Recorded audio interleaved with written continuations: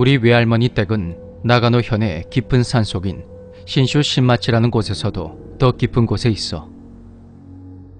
내가 초등학교 3, 4학년 정도 되었을 때 난 그해 여름방학에 부모님과 함께 외할머니 댁에서 일주일 정도 머무르기로 했지. 그곳은 온통 산과 논밭뿐 민가도 드문드문 있었고 마을버스도 아침 저녁으로 하루 2번밖에 다니질 않았지. 평소 같았으면 아무것도 없는 시골에 가지 않겠다고 했겠지만 그 해에 나와 가장 친한 친구가 가족여행을 떠나는 바람에 심심함을 달래고자 부모님을 따라 나서기로 한 거야. 하지만 막상 도착해보니 정말 아무것도 없었어. 할머니 댁에서 가장 가까운 구멍가게도 차로 1시간은 가야 했고 아버진 모처럼 조용한 곳에 놀러왔다며 집안에서 꿈쩍도 하지 않으셨지. 그나마 이웃집에 있는 내 또래의 남자아이 K가 자주 놀러와서 숨통이 좀 트였지만 시골에서 할 수 있는 놀이라고는 근처를 탐험하고 다니는 게 전부였지. 할머니 댁에 머무른 지 3일째 되던 날 저녁. 여름이라곤 해도 시골이라 그런지 해가 부쩍 빨리 떨어지는 듯 했어. 그날 나와 K는 한 번도 가본 적이 없는 산에 가보기로 했어. 처음엔 사람이 제법 다닐 만한 길로 올라갔는데 정신을 차려보니까 산짐승들이나 다닐 법한 그런 좁은 길에 들어서 있는 거야. 길을 따라 조금 더 올라가 보니까 도로와 행인을 지키는 신을 나타내는 도소신이라는 비석이 서 있었어. 높이가 대략 50cm 정도 돼 보이는 그 비석은 꽤 오랫동안 비바람을 맞은 듯이 이끼가 잔뜩 끼어 있었지. 나뭇가지와 손을 이용해서 이끼와 흙을 걷어내고 보니까 도소신과 비슷하긴 했지만 뭔가 느낌이 좀 달랐어. 보통의 도소신은 다정한 남녀 한 쌍의 모습을 조각한 것인데 우리가 발견한 그 비석은 4사람이 서 있는 채로 서로 뒤얽혀 있는 그런 모습이었거든. 그게 왠지 묘하게 불길했던 나는 그만 돌아가자며 일어섰어. 마침 날이 저물어가고 있었기 때문에 빨리 집에 가려고 K의 손을 잡아 끌었는데 그때 K가 비석 아래에서 무언가를 발견했어. 그건 아주 작고 오래된 나무 상자였는데 절반 정도는 땅에 묻혀져 있었어. 느낌이 영 불길했는데 녀석이 그 상자를 결국 파내고 말았지. 군데군데 썩어서 너덜너덜해진 상자는 겉에 헝겊 같은 것을 두른 흔적이 있었고 먹물로 쓰인 듯한 글자가 있었어. 그땐 너무 어려서 읽지를 못했는데 불경처럼 보이는 어려운 한자가 잔뜩 쓰여져 있었지.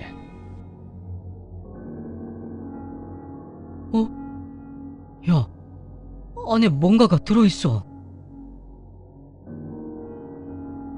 상자의 부서진 틈 사이로 뭔가 보여서 꺼내봤더니 그건 검은 벨벳 천 같은 걸로 매듭이 지어진 완장 같은 것이었어. 완장에는 동그란 돌 같은 게 5개 정도가 박혀져 있었는데 그 돌에도 어려운 한자들이 새겨져 있었지. 그 돌들은 땅속에 묻혀 있었던 것이라 하기엔 무척이나 아름다운 광택이 났는데 그게 왠지 더 기분이 나쁘더라고. 이야, 이거 내가 먼저 찾았으니까 내 거다. 야, 하지마. 난 울먹이며 말렸지만 K는 기어이 완장을 팔에 차버렸어. 그런데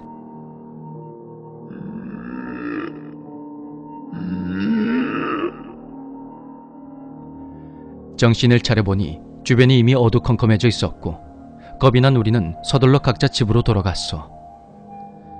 그 후로는 그 완장에 대해서 새까맣게 잊고 있었지.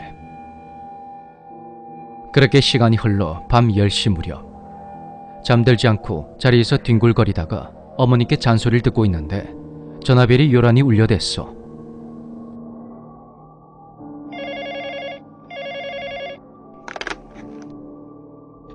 어떤 녀석이 한밤중에 예의도 없이. 여보세요. 전화를 건 사람은 K의 아버지인 것 같았어. 그런데 저녁 식사 때 드신 반주로 붉게 달아올랐던 할아버지의 얼굴이 갑자기 창백하게 변해버렸어. 너 오늘 어디 갔었니? 네? 뒷산요. 설마 산으로 들어간 게냐? 늘 다정하셨던 할아버지가 그렇게 화를 내는 건 처음 봤어. 난 두려움에 떨면서 오늘 있었던 일을 말씀드렸지. 옆에서 이야기를 들으시던 할머니와 어머니 얼굴도 새파랗게 변해버렸어. 아이고, 설마. 그게 될 리가 없잖아요. 그럴지도 모르지. 하지만 난 그런 어른들의 말씀을 이해하지 못하고 멍하니 앉아만 있었어. 아버지 역시 도통 이해하지 못하시는 것 같았지. 난 할아버지 할머니와 함께 곧장 케인이 집으로 갔어. 케인이 집 현관문을 여는 순간 몹시도 불쾌한 냄새가 났는데 오래된 먼지처럼 쾌쾌하면서도 뭔가 시큼한 냄새였어. 케이야, 정신 차리거라. 거실로 들어서자 케이가 누워있는 게 보였고 냄새는 더욱더 심해졌어. 케이의 부모님과 할머니는 그 옆에서 무언가를 필사적으로 하고 계셨지. 그리고 케이는 눈을 뜨고 있긴 했지만 초점이 전혀 없었고 반쯤 벌어진 입으로 하얀 거품을 질질 흘리고 있었어. 자세히 보니까 어른들 모두 케이의 오른팔에 있는 무언가를 벗겨내려고 했는데 그건 아까 산에서 주웠던 바로 그 완장이었어. 그런데 처음 봤을 때와는 상태가 많이 다른 거야. 완장에 곱게 감긴 매듭에서 풀린 실 같은 것이 한 올 한 올 K의 팔을 찌르고 있었는데 검은 실들은 K의 팔 안에서 마구 움직이고 있는 것 같았어. 이건 발피상이다. 할아버지는 부엌으로 달려가셨고 난 K의 팔에서 눈을 뗄 수가 없었어. 마치 무수히 많은 벌레들이 피부 아래에서 마구 기어다니고 있는 것 같았는데 그 모습이 너무 끔찍하고 기괴한 거야. 곧이어 할아버지께서는 손에 사시미용 칼을 들고 나오셨어. 잠깐만요. 지금 뭐 하시려는 겁니까?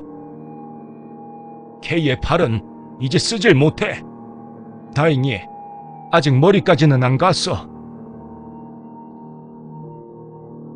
옆에 계시던 K의 할머니는 울면서 고개를 끄덕이셨고 할아버진 잠시 동안 망설이시는 듯 하다가 칼로 K의 팔을 확 내리치셨지.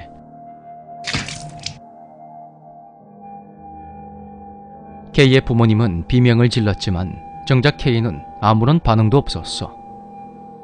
난 그때 본 광경을 정말 평생 잊지 못할 것 같아. K의 팔에서 피가 한 방울도 흐르지 않는 거야. 잘린 팔의 단면에서는 무수히 많은 검은 실들이 흘러나왔는데 잘린 팔 안쪽에 있는 검은 것들은 움직거리지 않고 있었어. 잠시 후 근처 절에 계시는 스님께서 연락을 받고 급히 와주셨지. 스님은 K를 침실로 옮긴 후 밤새도록 불경을 읽으셨어. 나 역시 옆에서 스님의 불경을 들은 후에 집으로 돌아갔고 뜬 눈으로 밤을 새웠어. 다음날 K는 날이 밝자마자 부모님과 함께 큰 병원으로 갔다고 해. 팔은 이미 못 쓰게 됐지만 머리까지 안 가서 천만다행이야. 난 할아버지께 끈질기게 여쭤본 후 발피상을 한자로 어떻게 쓰고 읽는지 알게 되었고 그 도소신의 이름이 아쿠라는 것까지만 알 수가 있었어. K의 소식이라든지 더 이상의 자세한 내용은 알 수가 없었지. 그 후로 많은 시간이 흘렀고 K의 소식이 여전히 몹시 궁금했던 나는 돌아오는 주말에 외할머니 댁을 찾았어. 할아버지는 이미 돌아가셨기 때문에 더 이상의 이야기는 들을 수가 없었고 난 할머니의 말씀과 문헌을 참고로 하여 사전까지 뒤적이며 열심히 찾아봤어. 결론부터 말하자면 발피상이란 일종의 주술인 것 같은데 그것도 별로 좋지 않은 계통의 주술인 것 같았어. 먼 옛날 마을과 마을 사이에 소통이 거의 없었던 시절엔 혼인이 주로 마을 내에서만 이루어졌는데, 그렇게 되면 흔히 피가 진해진다고 해서 장애를 가진 아이가 태어나는 일이 많았다나 봐. 그때는 과학과 의학이 지금처럼 발달하지 않았었고 사람들은 그렇게 태어난 아이를 흉한 아이라고 부르며 꺼려했어. 또 그 아이를 낳은 여자까지 흉한 엄마라고 불렀지. 아이가 어느 정도 성장한 후에 장애가 나타나는 일도 있었는데, 사람들은 이 흉한 모자가 마을의 재앙을 불러온다는 이유로 죽여버리고 말았어. 그 방법이 정말 끔찍했는데, 엄마가 자신의 손으로 아이를 죽인 후에 아이의 엄마 역시 아주 잔혹하게 죽임을 당했다고 하더군. 아이의 엄마는 죽은 후에도 마을에 큰 재앙을 가져온다고 여겨져서 발피상이란 게 생겼는데, 한자로는 머리카락 발자에 씌울 피, 이를 상자를 썼어. 그건 실제로 머리카락을 사용했는데 주술로서 좋지 않는 일을 다른 이에게 덮어 씌운다는 그런 의미였다고 해. 발피상은 흉한 어미의 머리카락 다발과 흉한 아이의 뼈로 만들어진 구슬로 돼 있었는데, 그건 멀리 떨어진 곳에 있는 마을의 땅에 묻어서 그곳에 재앙을 덮어 씌우려 했던 거지. 그때 나와 K가 발견한 건 완장 형태였지만 목걸이와 같이 여러 가지 형태가 있다고 해. 하지만 저주에는 반드시 그에 따른 보복이 따르기 마련이지. 자신의 마을에 발피상이 묻혔다는 게 발각이 되면 그 마을 사람들이 그걸 파내어서 원래의 마을에 다시 묻으려고 하는데, 그것을 막기 위해서 만들어진 게 바로 아쿠라고 하는 도소신이었어. 아쿠의 원래 이름은 카쿠였는데, 발피상이 자신의 마을로 돌아온 걸 알아차린 사람들은 그 위에 아쿠를 세워서 봉인했어. 비석에 새겨진 사람에게 고통을 전가함으로써 재앙이 되돌아오는 걸 막으려고 했던 거지. 그런 풍습이 있었던 문제의 그 마을로 향하는 길이 하필 나와 K가 갔던 뒷산과 이어져 있었던 것 같아.